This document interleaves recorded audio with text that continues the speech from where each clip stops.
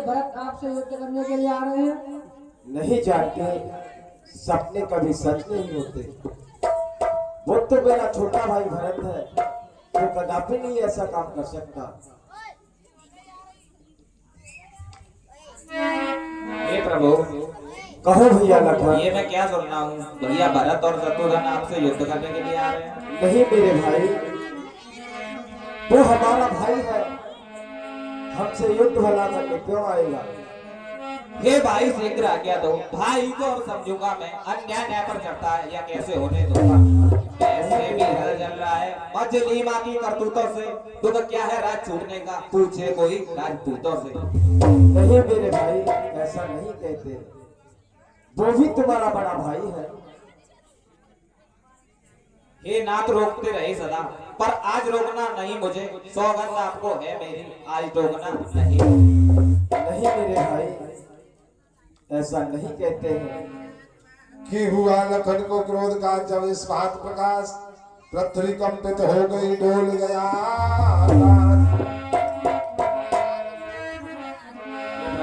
कि कहा राम ने रोकता और नहीं तुम्हें में भ्रात, फिर भी होकर शांत कुछ तुम सुन लो मेरी बात।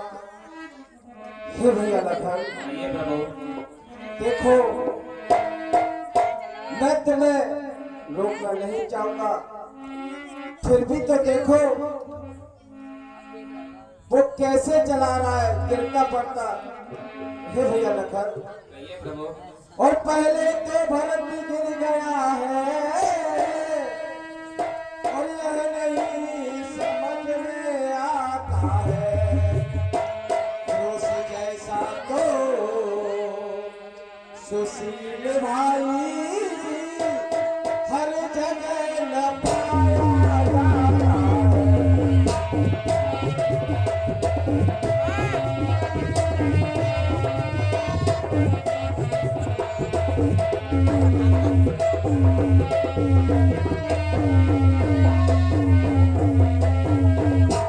भैया लखन, ये प्रभु, और फिर भी माना मैं बदल गया, और चाहता मिलाना मेरे नहीं, तो चाहता मिलाना मेरे नहीं, तो उसकी सेना से जय पाना कोई खेल नहीं।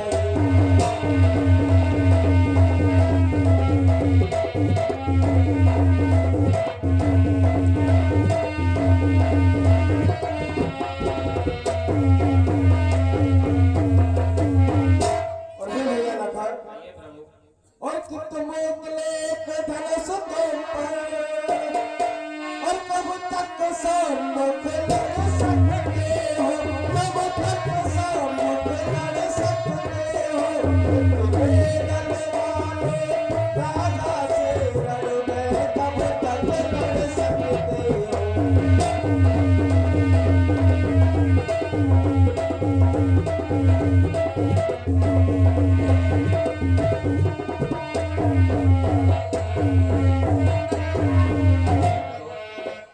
कहो भैया लखन, पर आज अधर्मी भाई है वही, दल भी उसका धर्म का है, इसीलिए धर्म का एक बार उन सबका वध कर सकता है। नहीं मेरे भाई, ऐसा नहीं कहते। देखो वो कैसा गिरता हुआ चला रहा है, उसके तन पर कपड़े भी नहीं है, उसके पैरों से खून निकल रहा है, और तुम ऐसी बात करते हो। और के नंगे थे पाँव बावले के, और कीचड़ मिट्टी मेल से हुए,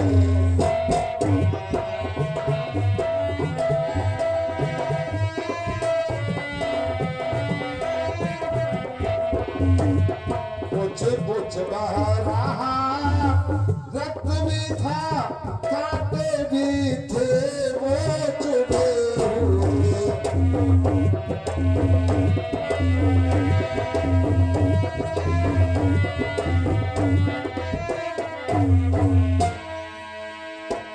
थे काले बाले, धूल धूसर, पीले मुखड़े पर पड़े हुए, जिस भांत भयानक आंधी में सिर सूर्य देव थे छुपे हुए।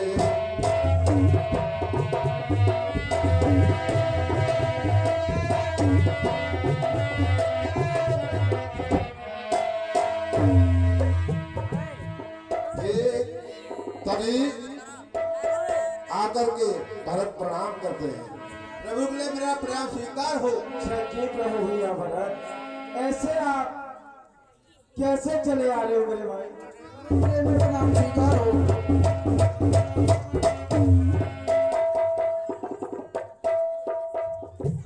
इस तरह से एक दूसरे के लिए सभी प्रणाम करते हैं और गले से माता के लिए मेरा प्रणाम।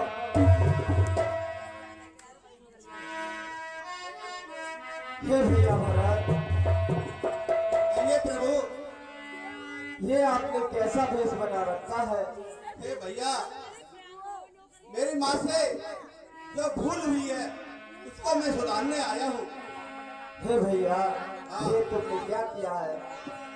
जो हमारी माँ ने हमसे जो वचन लिया है उसको हम पूरा करने के लिए 14 वर्षों के लिए मैं वनवास आया हूँ, और तुम ये क्या भेष बना कर आए हो? हे प्रभु, कहो भैया भरत। मैं राज नहीं कर सकता हूँ। नहीं भैया भरत, पहले तो ये बताओ कि अयोध्या में सब कुशल मंगल है या नहीं? हे प्रभु, कहो भैया भरत। पिताश्री का स्वर्गवास हो गया है। क्या भाई, हे पिताजी।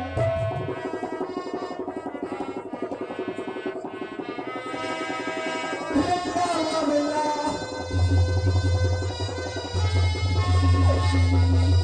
ये कैसे हुआ मेरे भाई?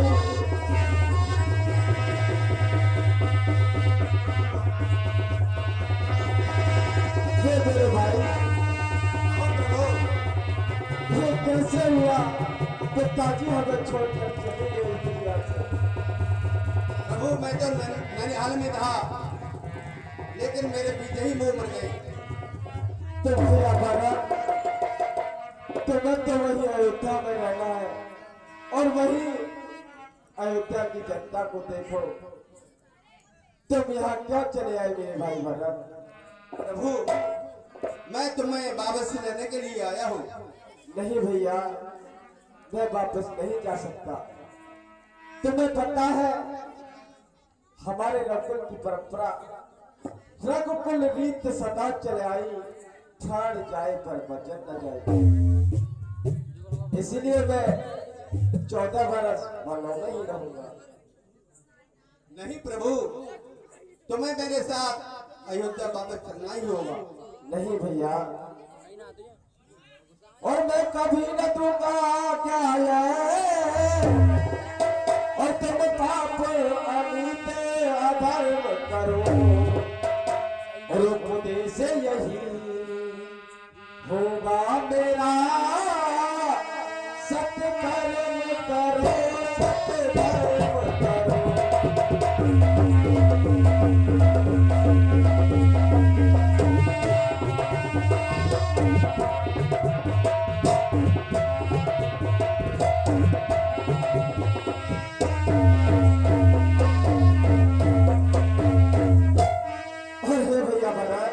कहो प्रभु, और मात पिता की आज्ञा का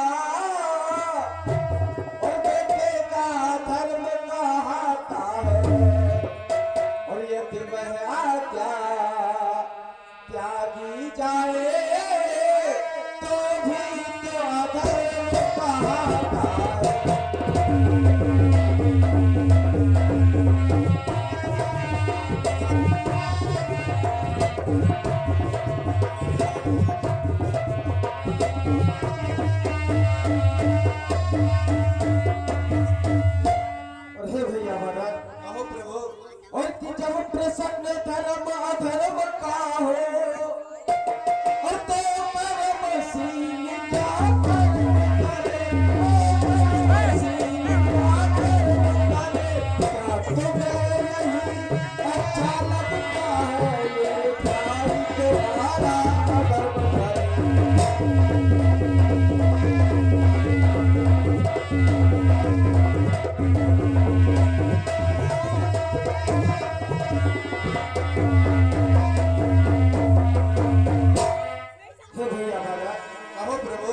क्या तुम्हें अच्छा लगेगा कि तुम्हारा भाई अधर्म के रास्ता पर चले? कि दो तारों में एक स्वर बजा एक ही साथ, कूप शब्द भी भांति भी बोल उठे रघुनाथ।